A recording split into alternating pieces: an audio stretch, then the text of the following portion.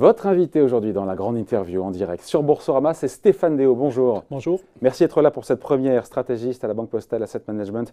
On parle des marchés parce qu'on a effectivement une petite peur, on en parlera tout à l'heure, liée à la crise turque qui a fait un peu dévisser les marchés, notamment le marché européen. On a eu un CAC 40 qui a quand même, on l'oublie parce qu'on a repris ses 200 points, mais on s'est pris 200 points de baisse en quelques jours. On a Wall Street qui finalement enchaîne les records. Le S&P est pas loin des 2900 points, le Nasdaq des 8000 points. Ce marché aussi, ce bull market, il est historique, il dure quasiment, vous avez vu, on compte le nombre de jours, 3450, 56 jours, 57 jours, quasiment 10 ans sans crise. Alors, pas de bear market, ça veut dire pas de baisse de plus de 20%. On a connu une baisse, je crois, historiquement, dans ces 10 ans de 19,37%, mais on n'a pas touché la barre des 20%, donc on n'a pas eu vraiment de marché baissier. Ce vent d'optimisme, est-ce qu'il vous surprend? On se dit quoi? Parce que toujours pareil, il y a une balance d'un côté. Dans le positif, il y a des résultats. On a eu les résultats aux États-Unis, c'est exceptionnel, 25% de hausse, 80% des boîtes qui font mieux que le consensus. Et puis on a toujours, là, la guerre commerciale, c'est pas terminé. On a maintenant 100 milliards de dollars de produits qui sont taxés entre les États-Unis et la Chine. On a eu l'avertissement sans frais, on en reparlera, l'avertissement sans frais de la crise turque. On a l'incertitude politique en Italie. On n'a pas bien compris si ce gouvernement italien allait ou pas tenir vraiment ses promesses, aller au clash avec Bruxelles. Bref, est-ce que vous êtes surpris ou pas? La question est simple, par cette euphorie sur les marchés, notamment le marché américain. Sur les marchés américains, pas vraiment, parce que si vous regardez le PE, donc le prix qu'on paye pour les bénéfices, en fait, on est plus bas à l'heure actuelle qu'on l'était à la fin de l'année dernière. Dit autrement, la bourse a progressé moins vite que les bénéfices, que les résultats des entreprises. Donc, en fait, c'est plutôt sain. Ce qui est, oui, plutôt sain. On avait ce débat à la fin de l'année dernière. On avait parlé d'ailleurs tous les deux, le marché est trop cher, on va vers une bulle, ça va s'écraser. Pas du tout. En fait, le marché est cher, mais pas dans des proportions extraordinaires. Donc ce qui est vraiment impressionnant, ce n'est pas tellement la bourse, c'est le sous-jacent, c'est-à-dire les bénéfices des entreprises qui continuent de progresser très très rapidement. Mais le pic est atteint. On ne fera pas au prochain trimestre encore 25% de hausse des résultats. Non, bah là, la dérivée seconde est négative, comme on dit, non? Oui, ça c'est très bien. Ah, vous avez vu, hein? Ah oui, mais vous trichez, parce que dans les 25%, il y a la réforme fiscale Trump. Ouais, c'est vrai, ça. Et la réforme fiscale Trump, c'était du one-shot, on ne va pas l'avoir toutes les années. Donc 25%, c'est vrai, sauf que si vous enlevez les baisses d'impôts qui ont été décidées par l'administration, vous revenez sur du 5-10%, je vous donne une fourchette très large, qui est à peu près cohérent avec la croissance qu'on a à l'heure actuelle. Et ça, on peut très bien avoir l'année prochaine encore du 5-10. Ce n'est pas forcément le scénario central, mais ce 25%, il s'explique. Si vous payez moins d'impôts, ben vous avez plus d'argent pour votre actionnaire, hein, tout simplement. 10 ans, Stéphane Déo, 10 ans sans krach boursier. On est en terrain inconnu maintenant, on peut le dire, terra incognita, je dis mal, mais combien de temps ça peut durer? On se dit, à vous écouter d'ailleurs, que ce bull market a peut-être encore de beaux jours devant lui. Puisque finalement, on n'est pas si cher que ça. Enfin, on est cher, mais pas tant que ça. Ouais. Par rapport à la fin de l'année dernière, où on avait ce débat effectivement avec un marché qui était à un niveau plus élevé. Alors, il y a un petit détail qu'il faut souligner, c'est qu'effectivement, c'est le bull market le plus long qu'on ait connu, mais en fait, il a été très lent. C'est-à-dire que si vous regardez la performance annuelle, en moyenne, elle est grosso modo à la moyenne de ce qu'on a eu pendant le passé. Donc en fait, on a beaucoup progressé, je crois que de mémoire, depuis le plus bas, on a fait 350%. Oui, depuis 2009. Mais sur le record, c'est 450%. Donc en fait, c'est le plus long, mais ce n'est pas le plus puissant. On a un peu un film qui passe au ralenti. C'est-à-dire qu'au lieu d'avoir une reprise très forte et on remonte, ça monte tout doucement. Et donc, du coup, ça prend beaucoup plus de temps. Ça veut pas dire c'est peut-être pas terminé. C'est peut-être pas terminé. Parce que rien ne semble, encore une fois, vouloir enrayer ce marché haussier. Encore une fois, les tensions commerciales, les scandales qui entourent la présidence Trump, les hausses de taux. Pardon, quand on a un peu de mémoire, les hausses de taux, dans le passé, ça a toujours été compliqué.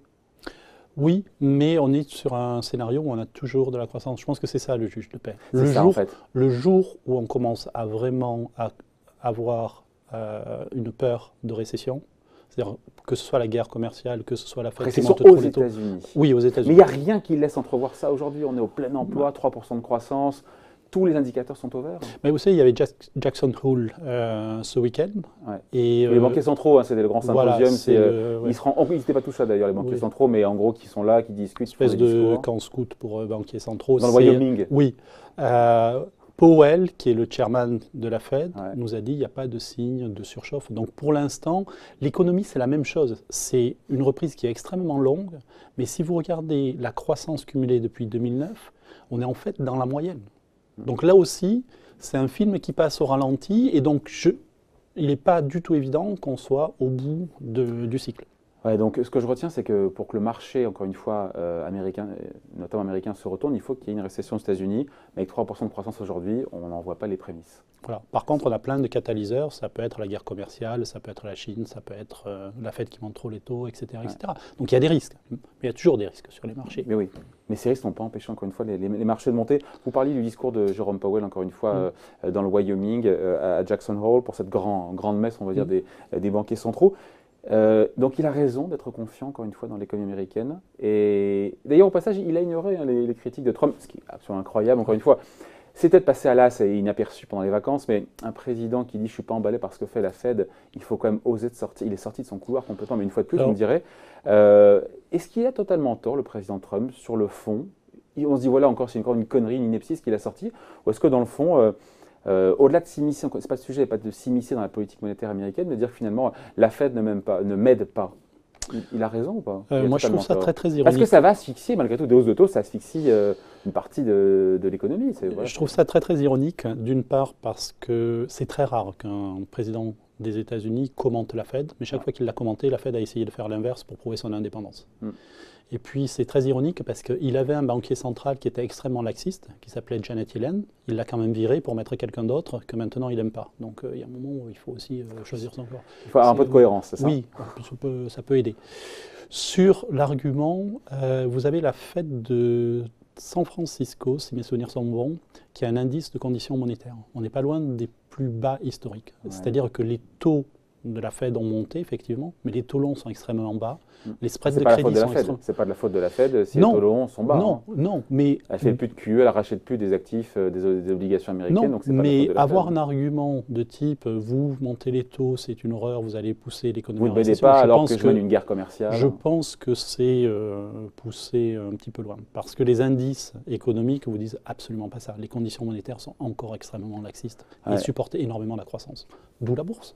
Ouais. Le président d'ailleurs de la Fed de Dallas, Robert Kaplan, il nous dit quoi? Il nous dit, c'était je sais pas, en fin de semaine dernière, il voit encore 3-4 hausses de taux, dont 2 cette année si on a bien compris, et puis une pause. C'est ça aujourd'hui le scénario le plus probable, qui finalement arrangera à peu près tout le monde, parce qu'avoir un taux neutre, on est quoi, 1,75, 2%, 4, ça fait 4 hausses de taux de 1 quart, ça fait un point de plus. Avoir un taux neutre, donc qui ni ne freine ni ne soutient l'économie, autour de 3%, c'est historiquement bas. Les taux neutres, dans le passé, on était sur 5-6%, non? Oui, tout à fait. Le taux neutre a énormément baissé, probablement. On est probablement autour de 2,5.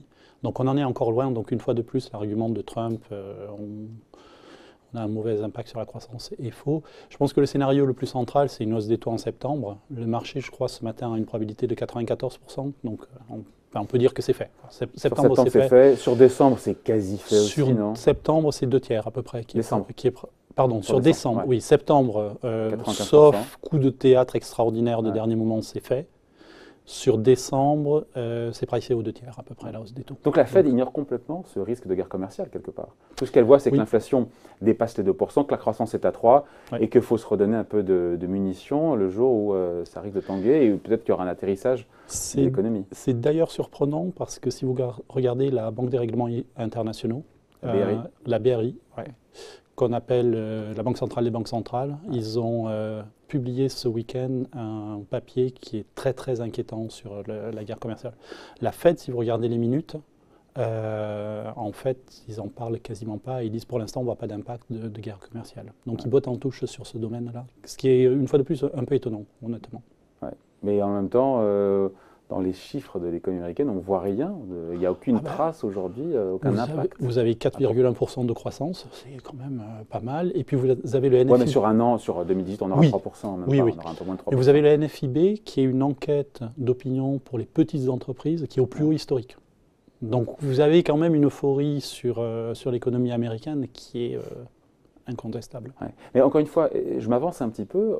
Ce resserrement monétaire, encore une fois, il est lent parce que, pour plein de raisons, parce qu'il y a aussi beaucoup d'endettement, il faut y aller tout doucement parce que les marchés sont à des niveaux assez élevés, donc il faut vraiment, la Fed marche sur des œufs. Mais historiquement, j'insiste, tous les resserres monétaires, je parle sous votre contrôle, se sont terminés en phase de récession ou de correction sur les marchés. Pourquoi est-ce qu'aujourd'hui, ça serait différent? Ce sont finis. C'est ça qui est important. C'est que si vous regardez ce que fait la bourse après la première hausse des taux, en général, elle gagne 15%. Pourquoi? Parce que quand vous commencez à monter les taux, vous êtes très en dessous des taux neutres, donc vous aidez l'économie, vous commencez à monter. Donc vous avez le pied sur l'accélérateur, en fait, vous le enlevez tout doucement, mais vous avez toujours le pied sur l'accélérateur, et l'économie va bien. Donc c'est à partir du moment où on arrive au taux neutre, qui est, comme vous l'avez dit, celui qui n'a pas d'impact sur la croissance, c'est là où l'histoire change. Et quand on passe au-dessus, là, on n'enlève plus le pied de l'accélérateur, on le met sur le frein. C'est plus du tout la même histoire. Donc on va quand même vers des sérieux problèmes. Et donc là, on n'y est pas encore. On n'y est pas encore. On n'y est pas encore. Les modèles, alors c'est William Lorbach qui ont fait un modèle très intelligent de taux neutre. Eux pensent qu'il faut encore faire 2 hausses de taux pour arriver à ce niveau-là. Mais finalement, pourquoi est-ce qu'on regarde les taux courts, sachant que ce sont les taux longs américains, c'est le 10 ans qui finance le reste de l'économie. Pourquoi est-ce qu'on prend comme référence les taux courts? Finalement, le juge de paix, c'est le 10 ans américain. Le 10 ans américain, il est à quoi? Il est à 2,80 aujourd'hui. Ça va, quoi. Alors ça, c'est un des très gros débats à la Fed à l'heure actuelle. Parce que si vous avez des taux courts qui arrivent au niveau des taux longs, la courbe va s'inverser. Et donc normalement, ça vous suggère une récession. C'est ce que price, c'est ce qu'anticipent les marchés. Donc ça, c'est la vue classique. C'est de dire, vous voyez, ça s'inverse, donc on part en récession, donc faute de la Fed qui monte trop vite, etc. Il y a une autre histoire qui est de dire, mais les taux longs, ils sont maintenus très très bas pour des raisons internationales. Parce qu'il y a toujours du QE au Japon, parce que les taux européens sont ridiculement bas, etc. Et donc en fait, vous stimulez trop l'économie, parce que comme vous l'avez dit, c'est le 10 ans qui est important. Or, le 10 ans, il n'est pas pricé par les Américains, mais par les internationaux. Et donc là, la Fed doit au contraire compenser, parce qu'on stimule trop une économie qui est proche de la surchauffe. Donc elle va monter un peu plus les taux courts pour essayer de faire monter les taux. Et ça, c'est le débat à l'heure actuelle à la Fed. C'est est-ce qu'on est en train de créer une récession, ou est-ce qu'au contraire, on est en retard, parce que les taux longs sont trop bas, pour des raisons qui n'ont rien à voir avec l'économie américaine, qui ont à voir avec le Bund, avec le Japon, etc. Ce que je retiens, et on se quitte là-dessus, Stéphane, c'est que le bull market n'est peut-être pas terminé. Non, je ne pense pas. Le scénario central pour moi, c'est effectivement que le bull market continue sur les États-Unis. On a beaucoup parlé des États-Unis. Je trouve qu'à beaucoup d'égards, la bourse européenne est très prudente sur son scénario économique implicite. C'est-à-dire ? Si vous regardez les values, elles se sont encore fait complètement défoncer, pour utiliser un terme technique. C'est comme à chaque fois, je veux dire. Si vous regardez les small caps, elles ont sous-performé. Si vous regardez ce qui a très bien marché, c'est le stable growth, c'est-à-dire ce que vous achetez quand vous avez peur du cycle. Quand vous voulez ceinture et bretelles, c'est ça que vous achetez. Donc la bourse européenne, comme vous l'avez dit, n'a pas tellement bougé, mais la rotation sectorielle a été forte. Est extrêmement forte et vous donne vraiment un signal d'extrême prudence sur l'économie européenne. Bon, merci en tout cas. Merci. Revenez vite. Stéphane Déo, donc le stratégiste chez Banque Postale Asset Management. Merci beaucoup. Merci. Au revoir.